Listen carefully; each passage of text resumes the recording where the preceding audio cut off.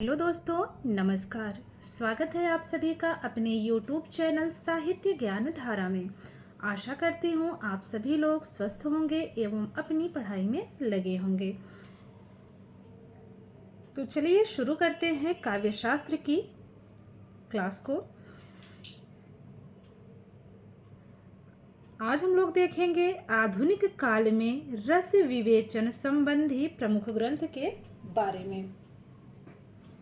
इसमें सबसे पहला ग्रंथ है रस मंजरी। रस मंजरी के रचनाकार कौन है? कन्हैया लाल पोद्दार। तो कौन है? तो कन्हैया की बातों में क्या टपकता था? रस टपकता था ना। कन्हैया श्री कृष्ण जी को कहते थे, तो उनकी बातों में क्या था? रस था ना। जब वो बांसुरी बजाते थे, कितने लोग इकट्ठा हो जाते थे सुनने के लिए। तो इस प्रकार जो है कनेक्ट करेंगे। अगला ग्रंथ है नवरस। नवरस किसका है? बाबू गुलाब राय का है। नवरस बाबू गुलाब राय का है। तो गुलाब से क्या निकलता है? नवरस निकलता है। नया नया क्या निकलता है? रस निकलता है ना गुलाब से। तो नवरस बाबू गुलाब राय का है। बात करेंगे काव्य दर्पण की। रामदहिन मिश्र का है। काव्य दर्पण पंडित रामदहिन मिश्र का है।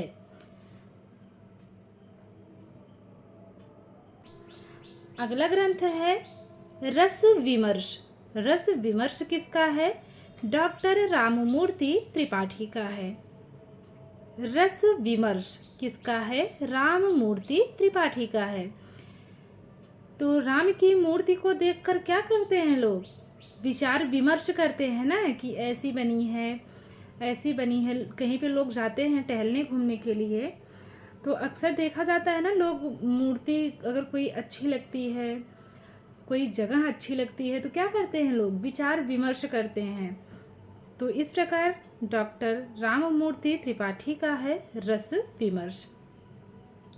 बात करेंगे रस मीमांसा की। रस मीमांसा आचार्य रामचंद्र शुक्ल जी का है। रस सिद्धांत किसका है? डॉक्टर नगेंद्र का है। बात अगर होगी रस विमर्श की, तो डॉक्टर राममूर्ति त्रिपाठी। रस मीमांसा आचार्य रामचंद्र शुक्ल का है। रस सिद्धांत डॉक्टर नगेंद्र का है। भरत मुनि का रस सूत्र है विभावानुभाव व्यभिचारी संयोगाद रस निष्पत्ति। तो ये भरत मुनि का सूत्र है, याद रखेंगे। अब देखेंगे रस सूत्र के व्याख्याता आचार्य।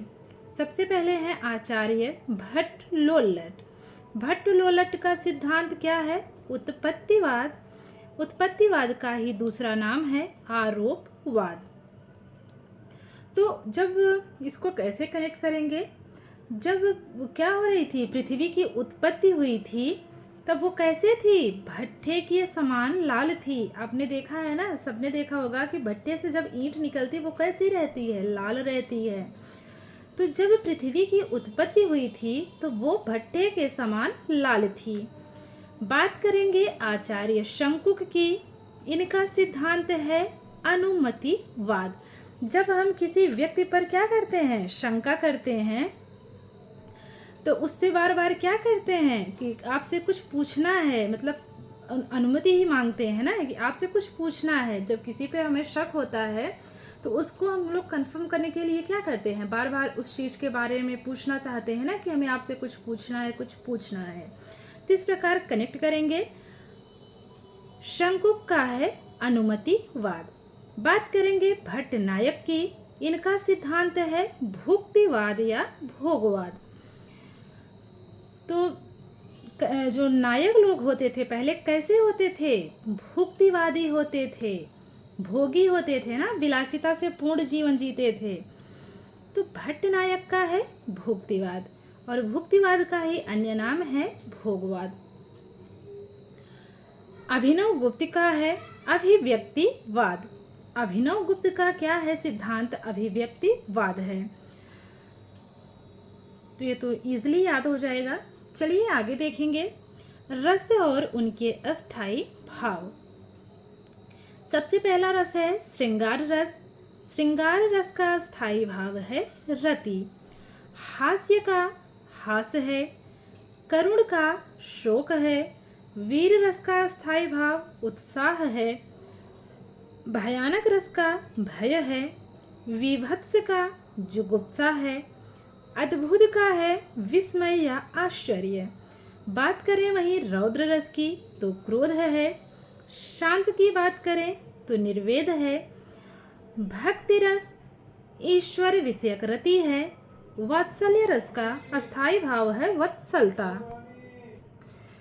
आगे देखेंगे रस सूत्र के किस व्याख्या आचार्य के अनुसार विभाव भाव की उत्पत्ति का कारण, अनुभाव उसका प्रकाशक एवं संचारी उसका पोषक है। तो यह कथन है भट्ट लोल्लट का।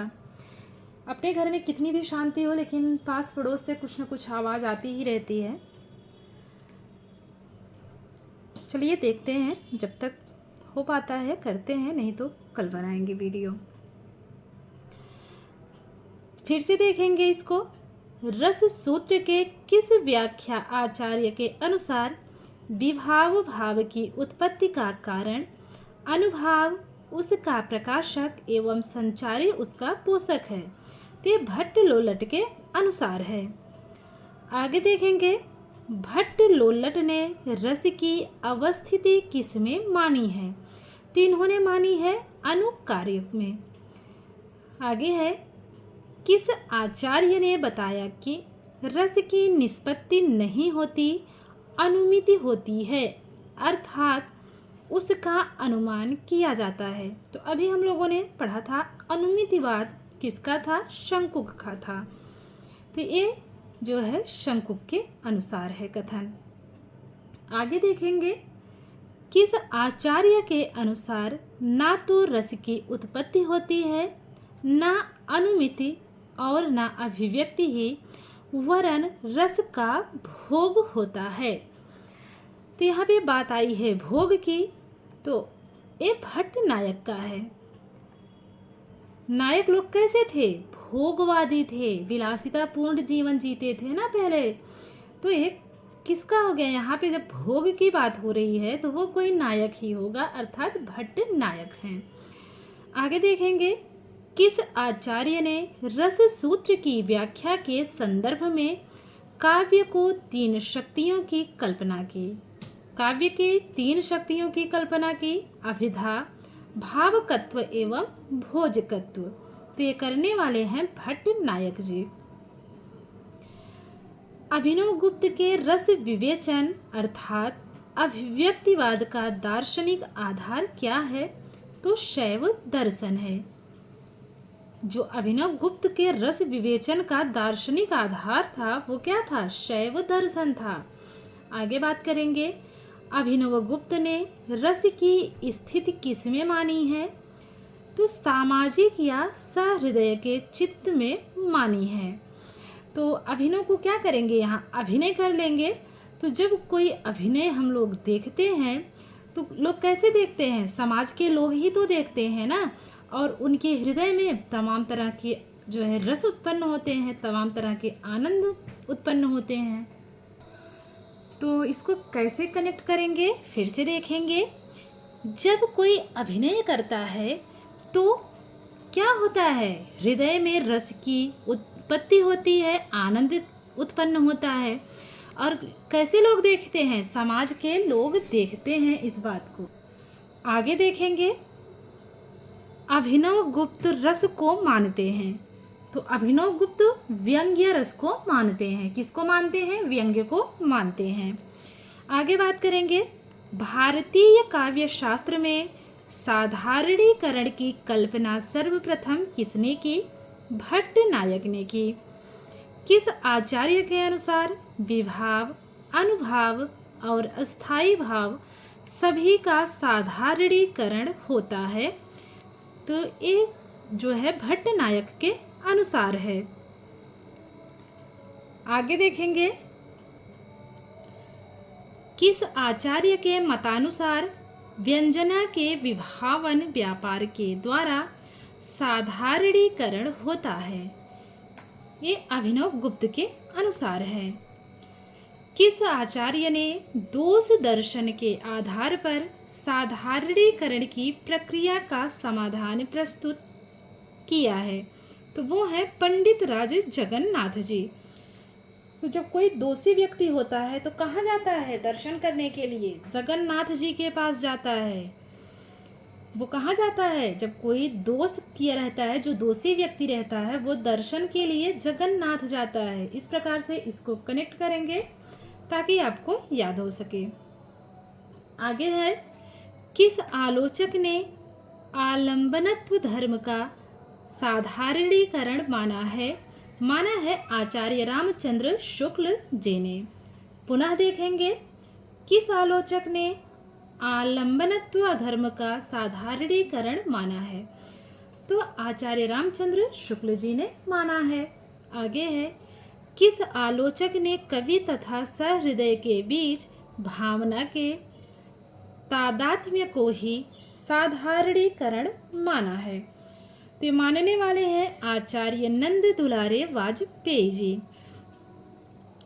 तो जब घर में कोई आती है, बहू आती है, नई नई रहती है, तो उसको क्या होता है, तारतम्यता बैठानी पड़ती है ना, किसके साथ? ननद के साथ। तो सहृदय के बीच भावना के तादात्म्य, यहाँ से इसको पकड़ेंगे तो एक कथन हो जाएगा नंद दुलारे वाजपेयी जी का। आगे देखेंगे, हिंदी में आधुनिक काल में साधारणीकरण के संदर्भ में सर्वप्रथम चिंतन किस आलोचक ने किया था? तो ये करने वाले हैं आचार्य रामचंद्र शुक्ल जी। रीति काव्य की भूमिका तथा रस सिद्धांत नामक ग्रंथों के लेखक कौन हैं? तो डॉक्टर नगेंद्र हैं।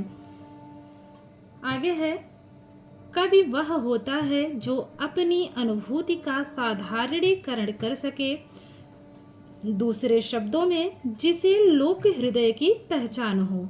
उक्ति किसकी है? तो डॉक्टर नगेंद्र की है। आगे है, किस आलोचक के मतानुसार साधारणीकरण कवि की अनुभूति का होता है? तो नगेंद्र का है। आगे देखेंगे, एक श्लोक है, सत्वोद्रकाद खंड स्वप्रकाशा शानंद चिन्मय वेद्यांतर स्पर्श शून्यो ब्रह्मा स्वाद सहोदरः लोकोत्तर चमत्कार प्राणः कैश्चित् प्रभातृभिः स्वाकार वदन भिन्नत्वेना अयमास्वाद्यते रसः। रस के स्वरूप के संदर्भ में यह श्लोक किसका है? तो श्लोक है विश्वनाथ जी का। तो यहाँ पे यहीं से देख लेंगे क्या लिखा है, सत्वोद्रकाद खंड। तो खंड है तो मान के चलिएगा पूरे विश्व की बात हो रही है। आगे है, भारतीय काव्य शास्त्र में भावक से अभिप्राय क्या है? तो अभिप्राय है सहृदय या आलोचक से। भारतीय काव्य शास्त्र में भावक से अभिप्राय सहृदय या आलोचक से माना जाता है। आगे देखेंगे, कवि में प्रतिभा का कौन सा रूप रहता है? तो कार्यत्री प्रतिभा का रूप रहता है। कवि में प्रतिभा का कौन सा रूप रहता है? तो कार्यत्री प्रतिभा रहती है। आगे है, सहृदय में प्रतिभा का कौन सा रूप रहता है? भावयित्री प्रतिभा। तो इसको कैसे याद करेंगे? इसको आराम से याद कर सकते हैं। कवि क्या करता है? कविता करता है। तो कवि कार्य से कार्य को जोड़ेंगे। कवि क्या करता है? कार्य करता है। कवि कार्य करता है, अर्थात कवि में जो प्रतिभा होती है वो कार्यित्री प्रतिभा होती है। और हम लोग जो है भाव कहाँ रखते हैं? समझो के हृदय में रखते हैं ना। जो हमारे भाव होते हैं वो क्या होते हैं? हमारे हृदय में होते हैं निहित। तो सहृदय प्रतिभा की बात आएगी तो वहाँ भावयित्री प्रतिभा का नाम आएगा। आगे देखेंगे, किस आचार्य ने भावक अर्थात सहृदय के दो प्रकार आरोचकी अर्थात विवेकी एवं सत्रिणाभ्यावहारी अर्थात अविवेकी माने हैं। ते मानने वाले हैं मंगल नामक आचार्य। फिर से देखेंगे, किस आचार्य ने भावक अर्थात सहृदय के दो प्रकार आरोचकी अर्थात विवेकी एवं सत्रिणाभ्यावहारी अर्थात अविवेकी माने हैं? तो मंगल नामक आचार्य ने माना है। अगला देखेंगे, मत्सरी एवं तत्वाभिनिवेशी नामक भावक अर्थात सहृदय के दो अन्य भेदों का वर्णन किस आचार्य ने किया है? तो ये करने वाले हैं राजशेखर जी। मत्सरी और तत्वाभिनिवेशी ये जो है मानने वाले कौन है? राजशेखर हैं। भावक अर्थात सहृदय के कितने प्रकार माने गए हैं? तो कुल 4 प्रकार माने गए हैं। भावक के या सहृदय के कुल कितने प्रकार माने गए हैं? तो 4 माने गए हैं। कौन कौन से? आरोचकी अर्थात विवेकी, सत्रिणाभ्यावहारी अर्थात अविवेकी, मत्सरी अर्थात पक्षपातपूर्ण आलोचना करने वाला, और चौथा है तत्वाभिनिवेशी। तो ये चारों क्या हैं? भावक के प्रकार माने गए हैं। भावक के कुल 4 प्रकार हैं या सहृदय के कुल 4 प्रकार माने गए हैं। इसको याद रखेंगे। बात करेंगे आगे, रस के कितने अवयव होते हैं? रस के 4 अवयव होते हैं। विभाव, अनुभाव, व्यभिचारी या संचारी भाव, या और चौथा क्या है? अस्थाई भाव। क्या क्या है? विभाव, अनुभाव, व्यभिचार, अस्थाई भाव। और व्यभिचार को ही इसका ही क्या नाम है दूसरा? संचारी भाव। विभाव के कितने भेद हैं? विभाव के 2 भेद हैं, आलंबन और उद्दीपन। इसको हम जो है आगे देखेंगे। आलंबन विभाव के कितने भेद हैं? 2 भेद हैं, आलंबन और आश्रय। तो विभाव के कुल 2 भेद हैं और आलंबन विभाव के भी 2 भेद हैं। आगे देखेंगे, अनुभाव की संख्या कितनी है? अनुभाव की संख्या 4 है, कायिक, मानसिक, आहार्य और सात्विक। बात अगर होगी कि रस के कितने अवयव हैं, तो 4 होंगे। कौन कौन से? विभाव, अनुभाव, व्यभिचारी या संचारी भाव और अस्थाई भाव। विभाव के भेद 2 भेद हैं, आलंबन और उद्दीपन। आलंबन विभाव के कितने भेद हैं? तो इसके भी 2 भेद हैं, आलंबन और आश्रय। बात अगर अनुभाव की संख्या की होगी तो 4 हैं, कायिक, मानसिक, आहार्य और सात्विक। देखिए यहाँ पे दे भी दिया है, अनुभाव के 4 भेद हैं, कायिक, मानसिक, आहार्य और सात्विक। अब सात्विक के कितने हैं? 8 हैं। सात्विक अनुभाव के कितने भेद हैं? तो सात्विक अनुभाव के कुल 8 भेद हैं। कौन कौन से? स्वेद, कंपन, रोमांच, स्तंभ, स्वरभंग, अश्रु, विवर्णता, प्रलय। अब आगे देखेंगे, सात्विक अनुभाव की संख्या कितनी मानी गई है? तो सात्विक अनुभाव की संख्या 8 मानी गई है कुल। अभी हम लोगों ने ऊपर देखा।